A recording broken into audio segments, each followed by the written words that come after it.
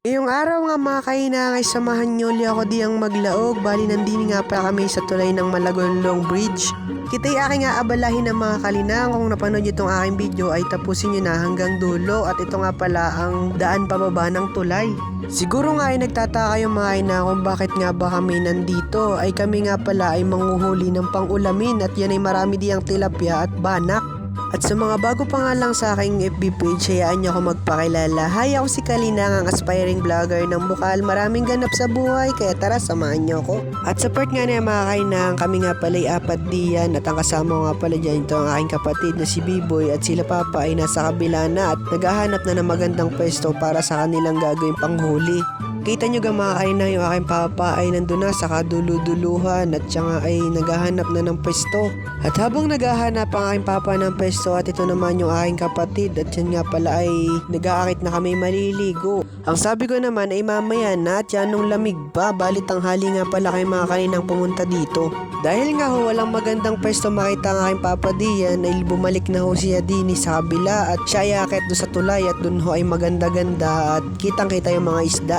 Bali sa part nga na yung mga kalinang ay kami nga pala ay nakapaligo na. Dahil nga tapos na kami makaligo mga kalinang ay sumama na ako din kay papa para mabidyohan siya kung paano nga ba manghuli ng isda.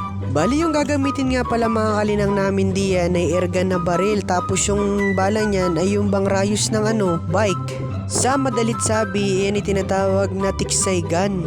At balik nga tayo mga kainang sa ating video. Bali nagtingin-tingin nga dyan si Papa at kitang-kita naman na gamit yung kanyang salamin na malinaw ay kitang-kita mo yung mga isda na tumitikab-tikab diyan. At ito nga aking kapatid may tinuturo pa.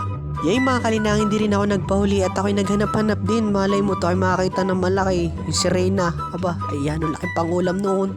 Ay hindi ko na makakalinang napakita, kakahanap ko ng sirena, yung aking nga palang papa ay may pinutukan na diyan. Ayun nga lang ay sala, ay magaling umilag yung tilapia ay. Parang mauwi kami sa sardinas mga kalinang nga, unang putok ay sala agad, siguro mamaya may makakahuli na rin. At ito na nga mga kalinang, ang pangalawang putok ay another sala na naman mga kalinang at talaga namang umiilag ba yung aming balang gamit diyan.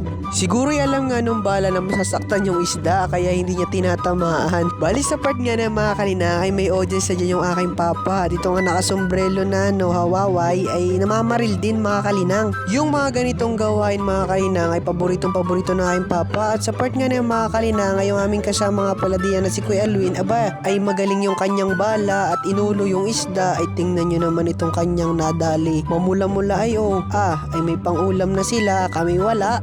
Ay muntikan pa nga hong mamatay yung tilapyang nabaril diyan mga kalinang Pag ikaw ay may mga 10 peraso nito mga kalinang tapos ikaw ay merong mustasa tas ginataan ay digati kay may pangulam na.